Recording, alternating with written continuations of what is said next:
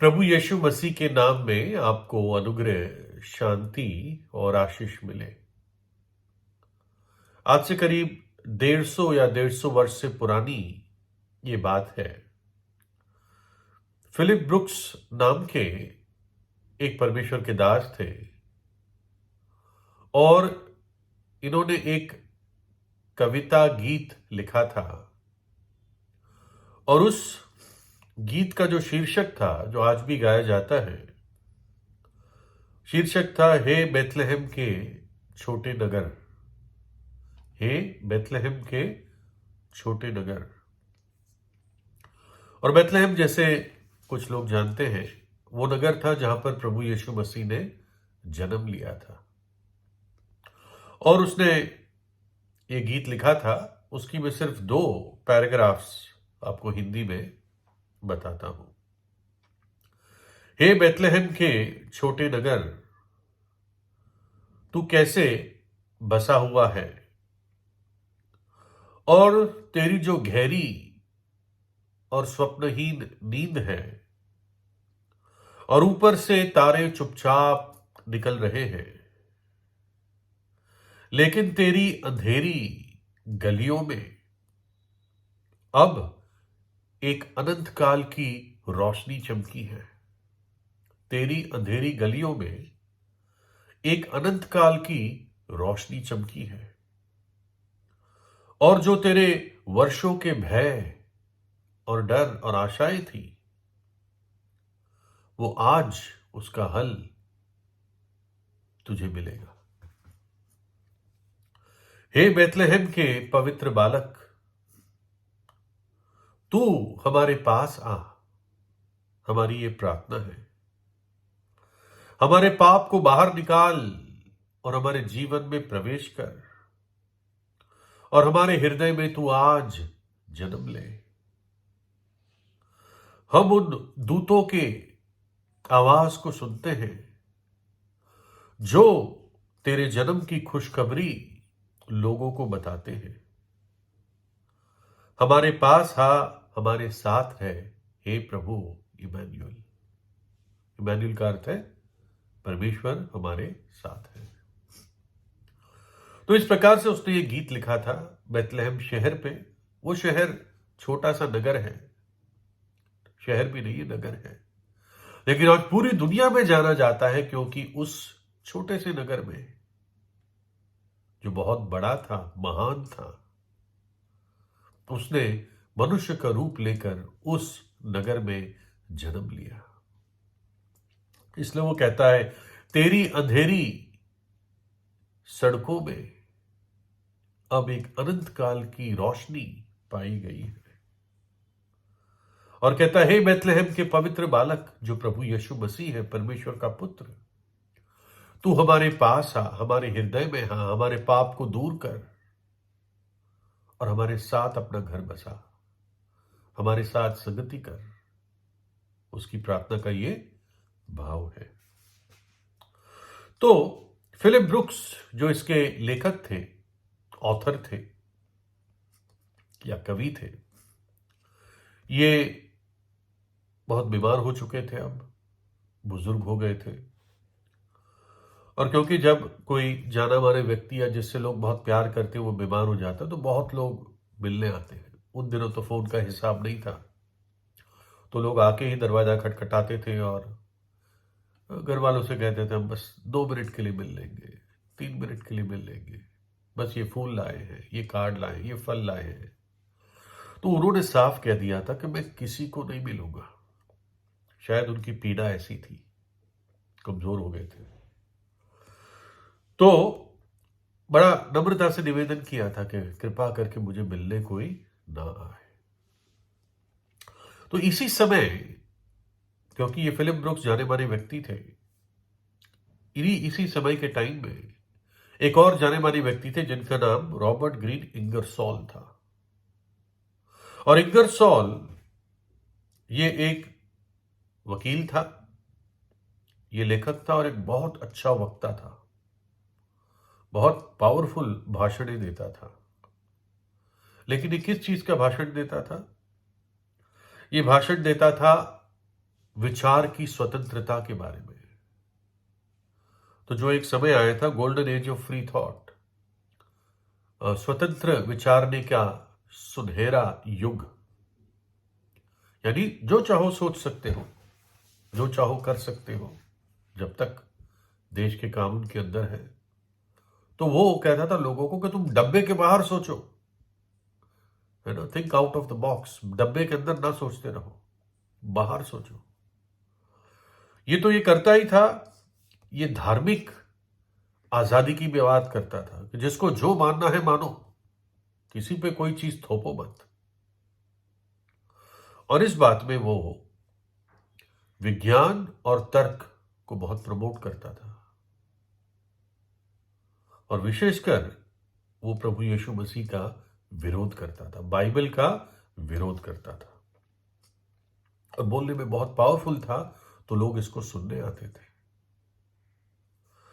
तो जब इंगरसोल को पता चला कि ब्रुक्स बीमार है, तो इंगरसोल उसको मिलने गया। और जब वो पहुंचा वहां पर और ब्रुक्स को बताया गया कि इंगरसोल मिलने आए हैं, ब्रुक्स ने कहा हाँ जरूर, उनको भेज दीजिए। तब इंगरसोल उसके पास बैठे थे और कहने लगे, मैं बहुत ही आपका आभारी हूं। मैंने तो ये सुना था कि आप करीब से करीब दोस्तों को भी आने को अभी मना कर रहे हैं, लेकिन आपने मुझे आने दिया। तो ब्रुक्स ने कहा कि हाँ हाँ, मैं दोस्तों को इसलिए आने नहीं दे रहा था कि मुझे मालूम है मेरे यहां पर मर जाने के बाद भी मैं उनको, मेरी जो अगली दुनिया है जिसमें मैं प्रवेश करूंगा, उनको निश्चित रूप से मिलूंगा। उन विश्वासियों को मैं निश्चित रूप से मिलूंगा। लेकिन तुम्हारे बारे में मुझे मालूम है मैं तुम्हें मिलूंगा नहीं। ये आखिरी बार है मैं तुम्हें मिलने वाला हूं। क्यों कहा ब्रुक्स ने ऐसा? क्योंकि ब्रुक्स का यही विश्वास था कि जब मैं पृथ्वी पर आंख बंद करूंगा तो परमेश्वर की उपस्थिति में पहुंचूंगा, अनंत जीवन में प्रवेश करूंगा, स्वर्ग में जाऊंगा, परमेश्वर के राज्य में मैं प्रवेश करूंगा। लेकिन ब्रुक्स जानता था यह व्यक्ति इंगरसोल, जो प्रभु यीशु का विरोधी है, जो बाइबल की बातों को झुठलाता है, वो व्यक्ति स्वर्ग प्रवेश नहीं करेगा। कितना पढ़ा लिखा क्यों ना हो, कितना प्रभावशाली क्यों ना हो, लेकिन ब्रुक्स जानता था कि यही व्यक्ति अपने पाप में मरेगा, और क्योंकि पाप में मरेगा इसलिए नरक जाएगा, जो अनंत काल की आग है, जहां पर रोना और दांतों का पीसना है, जहां हमेशा की आग है जो कभी बुझती नहीं, जहां का कीड़ा मरता नहीं।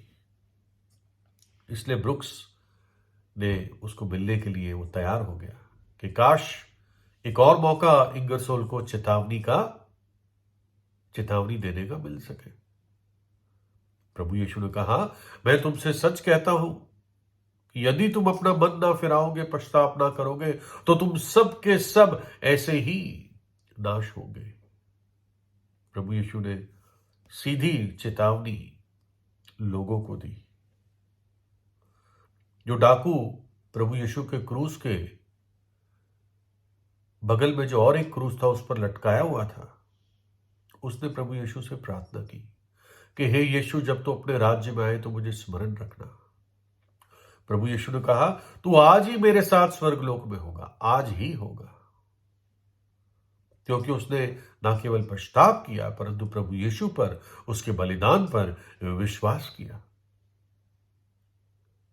और इसलिए वो डाकू पहला व्यक्ति था जो प्रभु यीशु को मृत्यु के एकदम बाद स्वर्ग में प्रवेश किया। राजा दावीद था इज़राइल का, और इस पर भारी परमेश्वर की ताड़ना आई, सजा आई इसके पाप के कारण। और उसका जो नया जन्मा हुआ छोटा बच्चा था बहुत बीमार हो गया, मरने पर था।